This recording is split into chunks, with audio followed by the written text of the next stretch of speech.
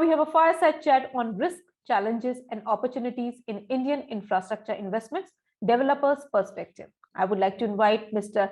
Dugeshinder Singh, Group Chief Financial Officer, Adani Group, and Mr. Manoj K. Singh, Founding Partner, Singh and Associates, for the chat session. Welcome, gentlemen.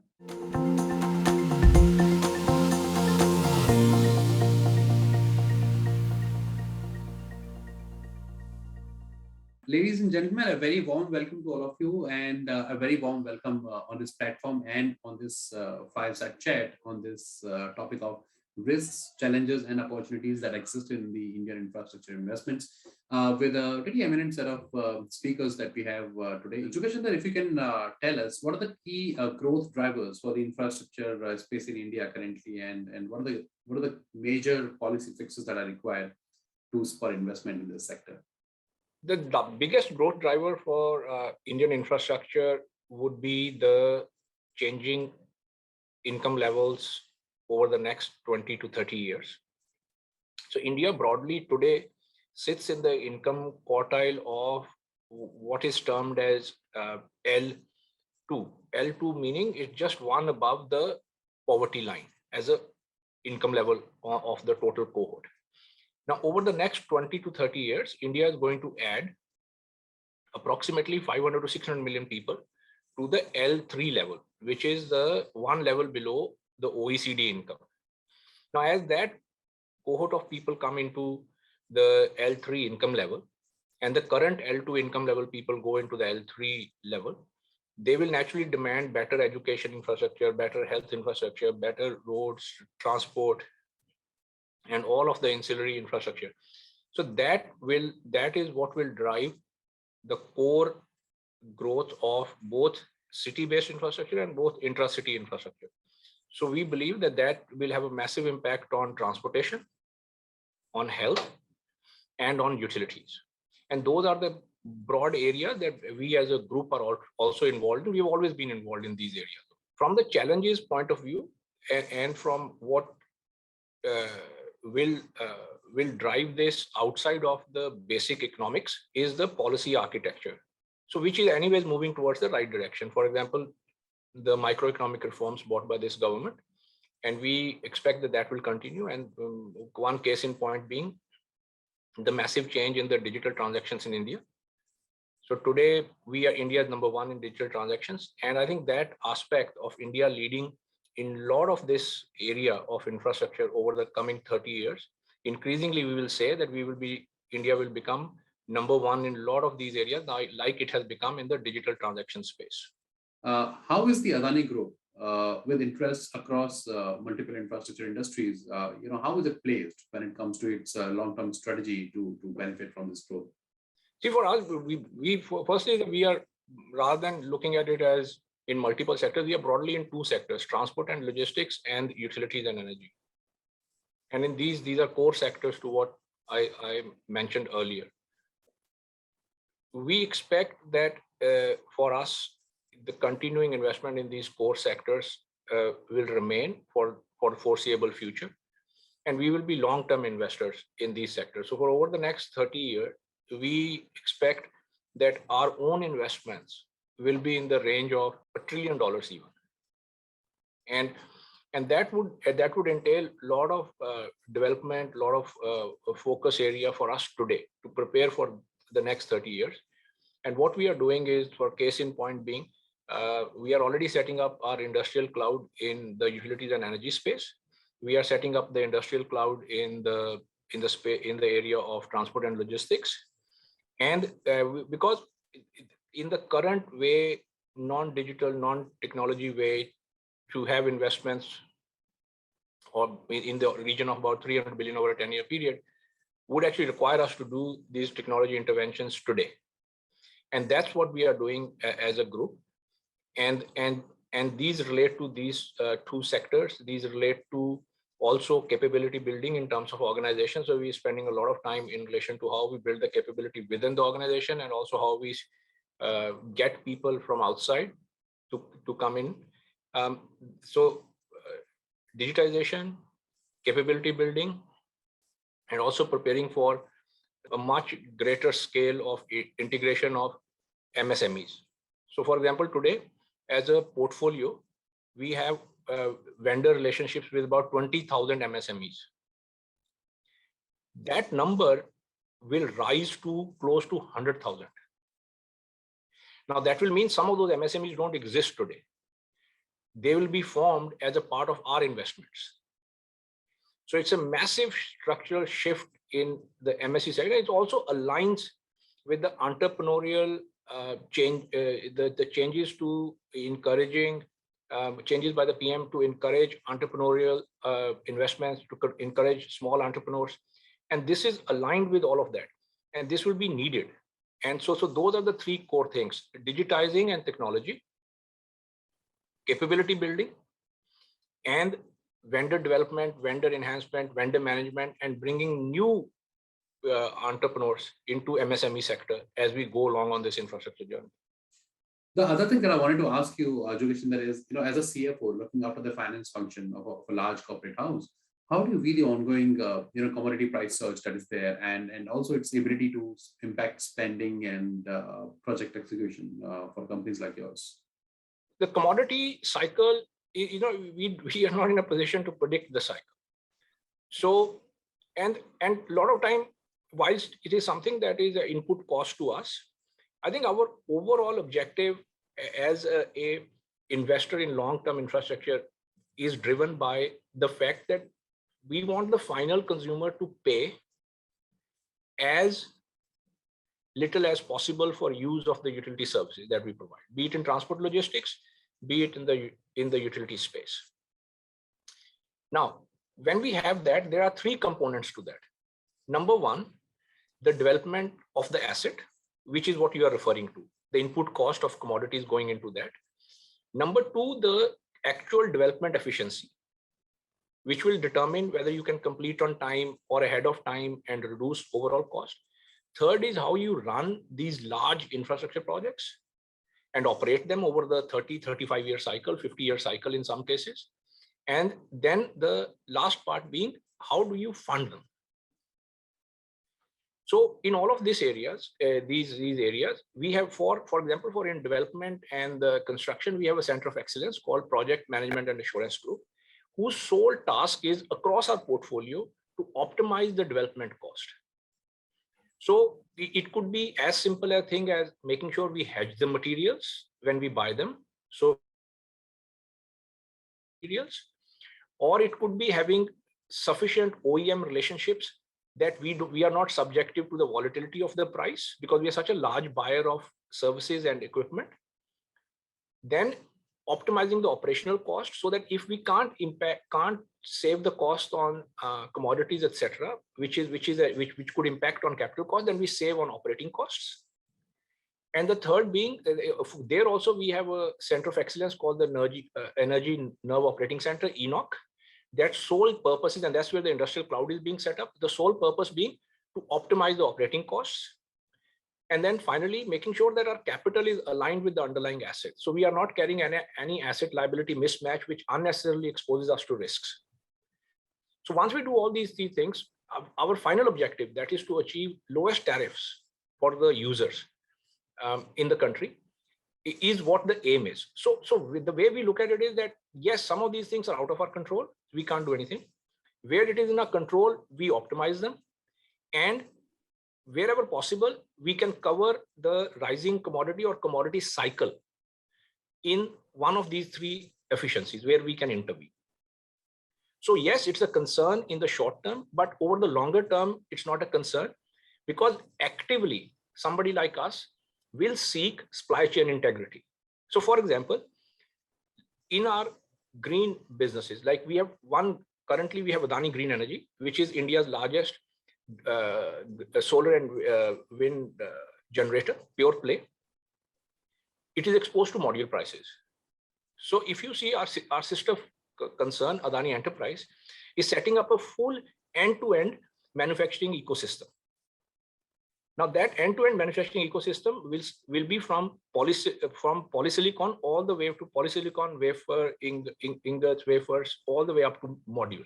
Also ancillaries like glass, backsheet, aluminum frames, all of this ecosystem being set up. Similarly, we are setting up a second energy vertical, green energy vertical, called Adani Future Industries or Adani Future Energy. Now that will require us to set up wind turbines, nacelles, electrolyzers. All of that is already underway. So it's a $2.5 billion announcement, which we already are doing. So we will have about 3.5 gigawatt capacity. Now that will ensure supply chain integrity and avoid this issue of commodity pricing. So as looking after the investment of the group and working with the vertical CFOs and leadership teams and CEOs. So our aim remains ensure the supply chain integrity, work with OEMs where possible as large buyer. And then if we still can't impact on the overall cost, then work through the three elements, the development, the operations, and the finance, to still keep tariffs low for our final consumers. One question that I wanted to ask you, Jugeshnder, is, how has the pandemic, with its impact on supply chain, consumer behavior, and even demand disruption across industries, how has it kind of impacted the growth plans for infrastructure companies like yours, for example, and has there been a silver lining too in this entire period? There is no silver lining to an issue like a pandemic. This is not a business issue or investment issue. It is a human issue. A large number of families suffered in the country. So for them, there's never going to be a silver lining of anything. However, the point I would like to make is that as a country, as people, there is a level of resilience in India. And we as a core investor in Indian infrastructure are reflective of that resilience. So our investment plans did not slow down during this period. So in fact, over this period, we have been investing close to, over the last 18 months, we've invested close to $15 billion within acquisitions or new assets. So from our point of view, that the India's resilience, the resilience of Indian people means that the core infrastructure story does not alter. Now it can have blips along the way, like the pandemic, because of the seriousness of on families, etc., the impact on MSMEs, small businesses who were shut down due to lockdown, etc., and how do they recover? But overall, the aspirational demand of 700 to 800 million people, 70 to 80 crore, is of such magnitude. An event of this nature over a 30-year period does not alter the investment plans. And so our message of positivity in all of this is that yes, it has been terrible in terms of human costs, but it will make no difference to India's investment story and India's rise as a global economic superpower. And with that, a lot of businesses in India, ours and others. Jugeshnder, given the mega fundraising and the spending plans that are there for the Adani Group, what is your long-term view on the interest rates and the factors that will bring stability on this particular front going forward? Personally, don't have a view. Our treasury has a view. Our treasury team has a view. They believe that the interest rate cycle will tick up as the inflation ticks up, and so there will be some movement upwards. There will be upward bias towards interest rates. But interest rate is not the only element of finance cost. It's overall cost of capital and risk-adjusted cost of capital. So when in your previous question, when I mentioned that one of our objectives is to always make sure that asset liability mismatches don't occur, the core aspect of doing that is to ensure the lowest possible risk for the cash that our business generates. Now, the low risk means that the business can have a lower cost of overall capital. So if the individual component of debt cost moves, but our risk in overall capital goes down, then our total cost of capital still remains within range.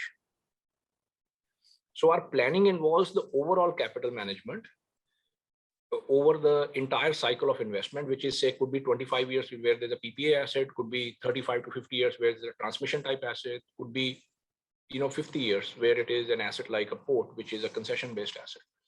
So what we look at is that over that period of time, we come to the lowest possible risk profile for our cash flow, and therefore the lowest possible risk-adjusted cost of capital.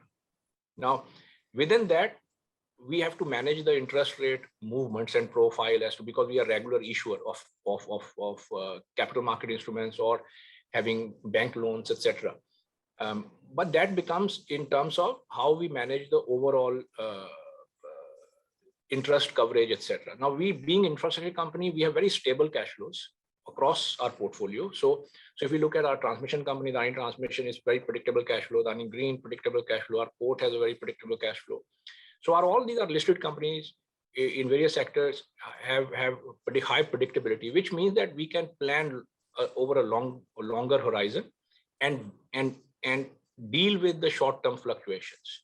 And in the rising interest rate environment, our objective remains lowest possible risk profile of overall capital, because we can't change the fundamental input, which is that the interest rates are going to rise. But we can influence the risk profile of our businesses. And so that's what we focus on. One more question that I wanted to ask you, Jogeshender, is how do you view the government's NIP, that is National Infrastructure Pipeline Initiative, and based on the infrastructure sectors that are likely to be covered there, and the sectors that are likely to benefit the most, how does it augur well for the Adani Group? Before I start with Adani Group, I think what's important to understand is that the monetization of assets, if we look at global experience, if you look at high-rated countries like Australia, like UK, like Canada, there the governments have been able to recycle public capital. So, and the way they've done that is by way of asset sales, which is what this monetization program is. So the government monetizes a particular asset, gets its investment capital back, and puts that into new infrastructure, be it health, be it education, be it any other social infrastructure, which then propels the next set, creates the next set of assets for the government and for the public, which are in the public hands. So this, I think, overall, I believe that from a fiscal point of view and also from investment point of view, this recycling of capital is a net positive. The second aspect of this is that when this kind of monetization of assets happen, it naturally builds local capability and develops local capital markets, local banking, etc. That also is very important over the longer term, given the scale of infrastructure investment that we have to make in India. So that creating the domestic capability in the capital markets, in the banking sector, by building this pool of assets, that is, when the assets come out of public hands, they will go to private hands. Then the banking system and the capital market system will fund a private asset rather than the government asset. So that injection of capital into the private side will further propel the development of the capital markets and the financial markets in the country, including banks. So that, and in a sector which is quite stable and robust. So that will also help. Now, third part is that as it happens, the majority of this program is in the core infrastructure. So we are core infrastructure investors. We've been that for 25 years. So for us, anything that happens in our sector, one is that the underlying secular trend, the rising income levels of Indian consumer, that will propel secular infrastructure. And then this aspect from time to time just speeds up the process, so to speak. So it's hugely positive for a lot of our companies because large assets are in transport and logistics and energy and utilities. So all the two areas that we operate in. The next question that I want to ask Jogeshender is, the Adani Group has mega investment plans in business segments like ports and shipping and green energy. From that point of view, the areas impacted by raw material and supply bottlenecks are these, right? And we do understand that, but how are you managing or strategizing to ensure growth in these areas? If you can throw some light on that. One, as I mentioned, one is just on the renewable and sustainable energy front. India is going to be one of the leading countries. It already is one of the top in terms of decarbonization of power sector. Prime Minister has already very clearly mentioned that the solar and wind assets need to go up to 500 gigawatt. And then India will also play a leading role in the decarbonization of industrial and mobility sector, which is our next big investment from us. Our chairman has already announced up to $50 billion over this year, just in that sector. Now, when the decarbonization happens of the industrial sector, it will happen largely because India is a net importer of fossil fuels, be it oil and be it LNG. So it comes at certain cost. So we have an advantage that if we can bring down the hydrogen and hydrogen related elements cost down below the current LNG costs, then India is in a position to decarbonize entirety of its industrial landscape and mobility sectors. Now it will happen over a period of time.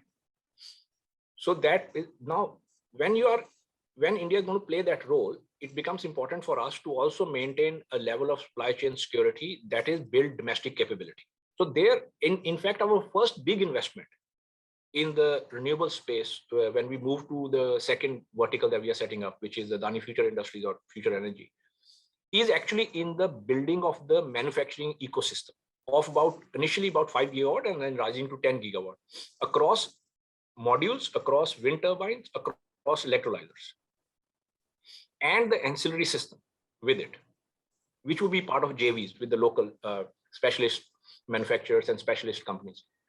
So that the way you control that is to have domestic R&D capability, have domestic manufacturing capability, and the entire ecosystem within the domestic market. And so we are prepared to, others are also investing, and which is a great thing. And we are prepared to invest a large amount of capital into this area to ensure that we have full-scale domestic capability to provide the required surety and assurance in this move towards sustainable infrastructure. Manoj, let me begin the discussion by asking you, in order to avoid contract renegotiation, and that's a running problem across the infrastructure industry, that and the associated litigation issues that crop up. What, according to you, are the changes that we need to make in our model concession agreements across projects and across different sectors? Thank you very much for inviting us here today.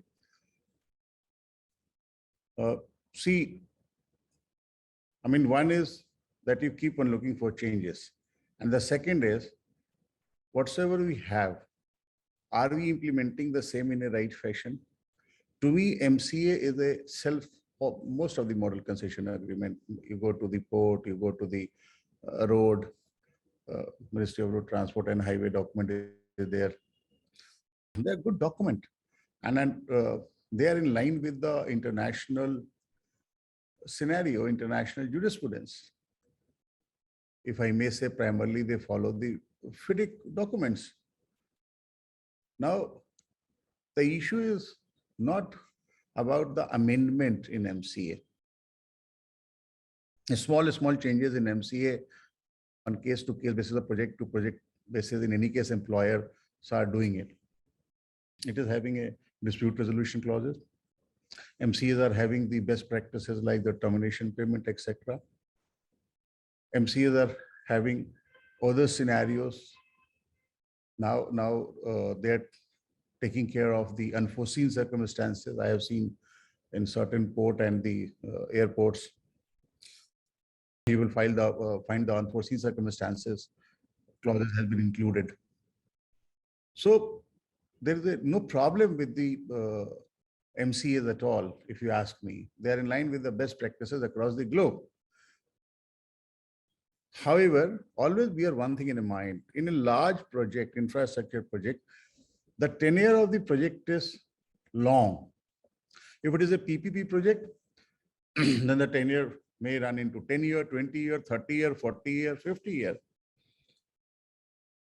And can you forecast everything that may, would, could, should happen during the tenure of the infrastructure project at the beginning of the project? Answer is no. So apart from the MCAs, aligned with the judicial pronouncements across the globe, Our own Supreme Court and various high courts has given a pronouncements on the various clauses.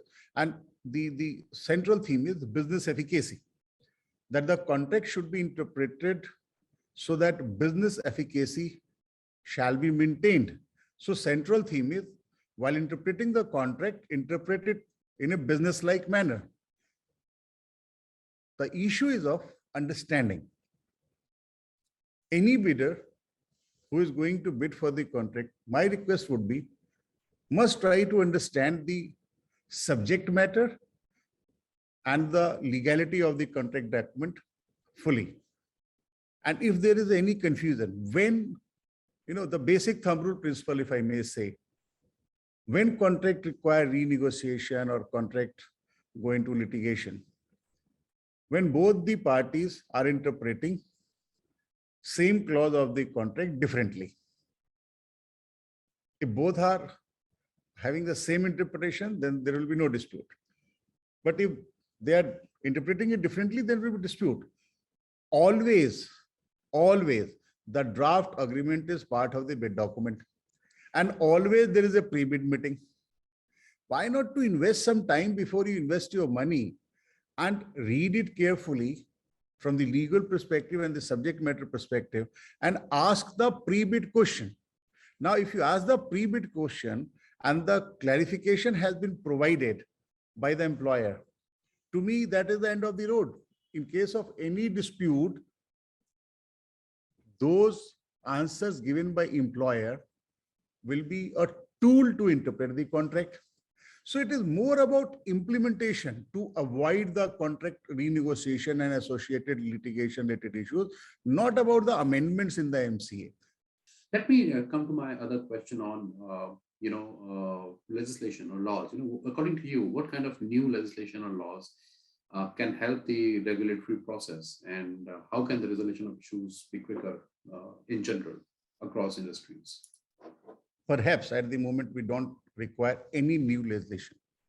However, we require a focus on mediation and conciliation.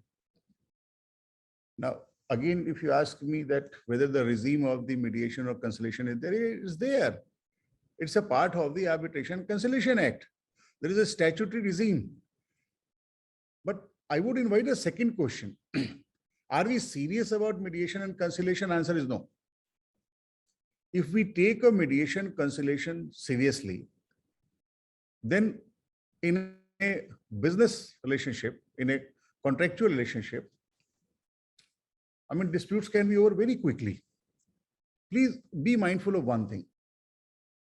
Primarily, the contracts can be divided into two categories. One is a transactional contract and one is a relational contract. You sell me a plot of land, I pay you money, you go away with your money, I start enjoying the plot of the land, transaction is over, this is transactional contract. You as employer give me a contract of 1,000 crore rupees to construct a road where I as a contractor put my money, and in 30 years or 25 years, I will cover my cost and profit through the toll.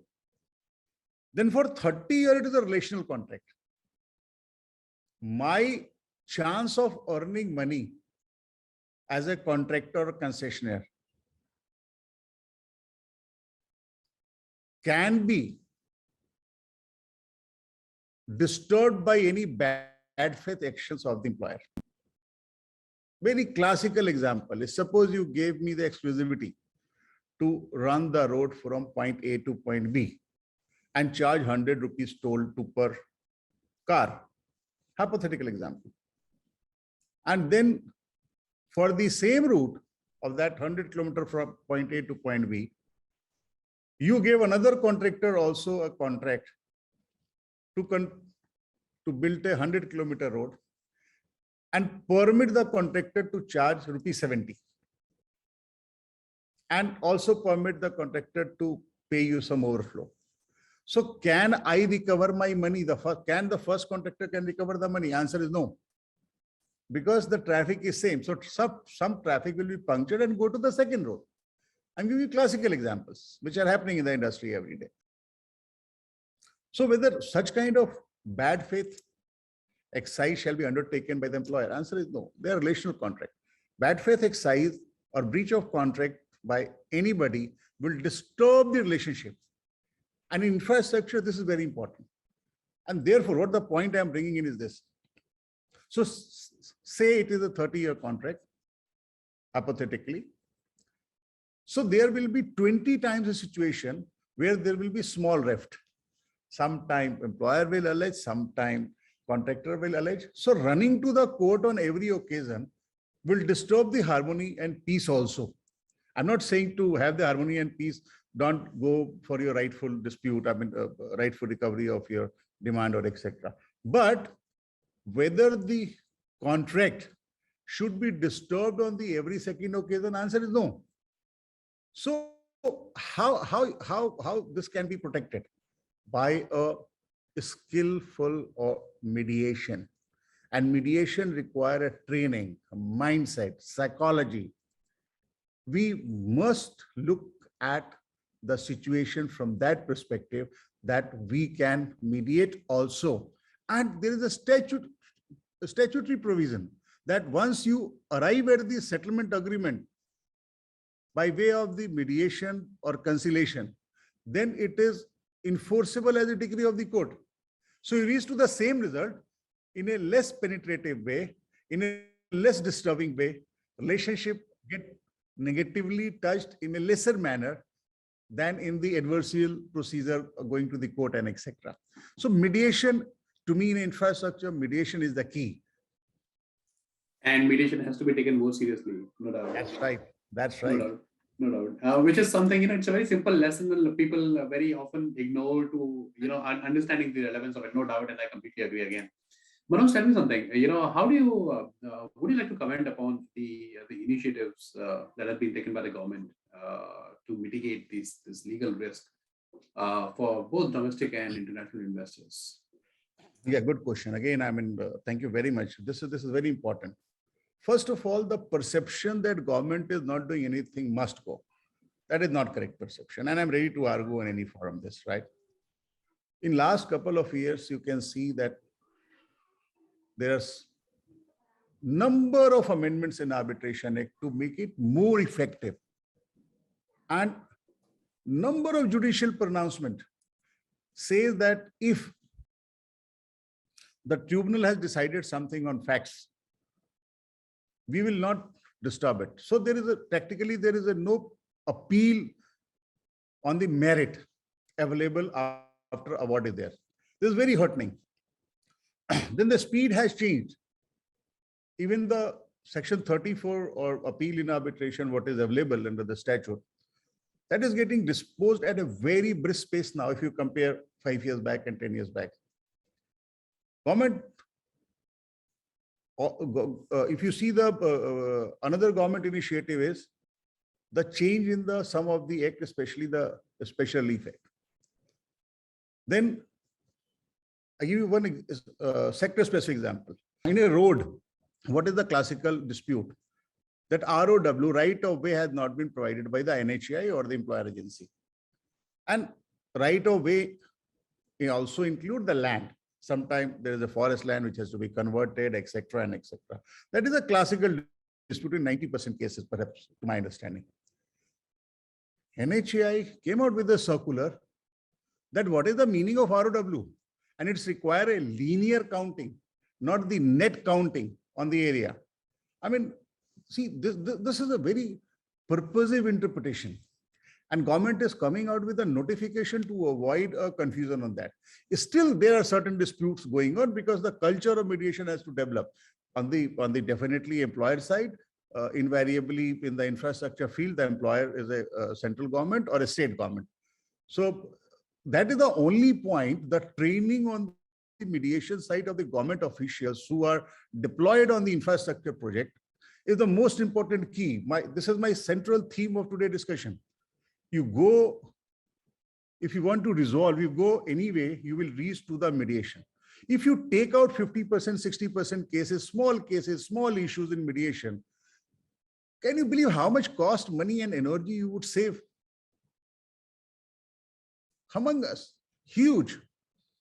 So government is very cautious of it. If you see all the model concession agreement, they are in line with the international jurisprudence. If you see 2016 handbook of the PPP, it is a fabulous document which clearly provides for the early project risk, completion risk, operating risk, market risk, and other risk, that is force majeure and change in law. Now government in most of the documents has started coming up with the unforeseen circumstances risk, where they cover the concessionaire or the contractor, all the cost and revenue related risk. What can be better than this? It is written in the document. And the law is very settled to handle the change in law or the force majeure or the unforeseen circumstances like COVID. It is going to be decided in a way, the way it is expressed in the contract. So if remedy of my cost, expense, and revenue is there in the contract, I will receive it. Due to the delay in the, like, see the unforeseen circumstances, COVID. COVID in the PPP model, infrastructure projects, if you see, if they are during the construction, then construction time has been delayed. Government gave the 6-month extension for the completion of the construction, recognized as a force majeure. Then there is going to be a delay in the revenue, right? There may be some extra cost expenses due to the COVID treatment and etc., which you need to undertake at your project and site. This all is recoverable and mentioned in the contract itself. So the present contract notification, proactive clarifications, the amendment in the Arbitration Act, the Special Relief Act, fabulous. I mean, and government has taken all the initiative. Only thing is, again, I am very repetitive today, culture of mediation has to be developed. That will help the infrastructure project immensely, and it will take away most of the small risk, which are more than 80% in the total risk, total legal involvement or the risk involvement in the infrastructure project. Okay, no doubt, Manoj. Very well said. And in fact, in sectors like renewable energy, I've myself seen, the government giving that 6 months extension, perhaps 2 or 3 times, right? And absolutely on, on time. So that thing is there, no doubt. My last question to you, Manoj, is, in your view, what are the ways in which we can make the Indian arbitration system, more time bound? Because that's one of the main concerns or one of the main complaints that people generally have. What are the ways in which we can achieve that? To explain first of all, if I may ask question to myself before I answer your question, what is time bound? I mean, for you, 6 months may be a time bound. For somebody, 2 years may be time bound. For somebody, 10 years may be time bound, right? By and large, if you take the world scenario, take Singapore International Arbitration Center cases, take ICC Paris or London International Arbitration Center, large matters, especially infrastructure matters, take 1.5 years to 2.5 years. So 18 months to 30 months is the time frame. Our statute says so now that you have to complete the arbitration within time frame, and time frame is like this: 6 months for pleading, 1 year for completion of arbitration, which can be extended by another 6 months, varies to 24 months. If you want further extension, you have to go to the court and take the permission. And courts are also giving the permission first time 3 months, 4 months easily. Second time they are asking, what you are doing? Are you sleeping over it? Issue number 1, that already mechanism is there. So if I may take your question in a way, then still why not it is more, looks like more organized and happening more in a time. Again, infrastructure practice. Now I'm saying for my fraternity also, and for the claim management team of all the concessionaire or contractor, it need to be more organized. We consult or we look at the things from the legal perspective when there is a real war with the other side. Before that, we don't take input. That is the issue. If you are in an infrastructure relational contract for a large period, then you examine the legality in the beginning. Your claim team should be more organized. The lawyers must have experience in the infrastructure project. because, it is not a regular case. The lawyer, if not knowing the subject matter and only throwing all the time going to throw law on you, I mean, what you will make out of it? So the practice is getting organized. Give us some more time. I believe in a year or two, it will be more organized. The stream is getting developed now, right? So everything is there. The proper education within the organization, outside the organization, within the my lawyer fraternity, we need to take it as a separate practice area. And when we take separate practice area, then we will understand the beauty of the mediation. Then we will understand that if arbitration is on, we are ready with the data set, huge discovery, huge documentation. So we need to be organized. And once we are organized, again, a statute is already there to finish this in a time frame. Thanks for that comment. And on that positive note, let's bring this discussion to an end. It was a pleasure talking to you, and I think we have discussed a lot of really important things, including, for example, how the need to have a culture of mediation, and also how it's very, very important for even government officials who are working on large key projects to understand that even a simple notification sometimes can do wonders when it comes to, if you're able to properly identify the main issue in the contract. Thanks for your time, and we really look forward to hosting you again on this platform. Please carry on. Thanks.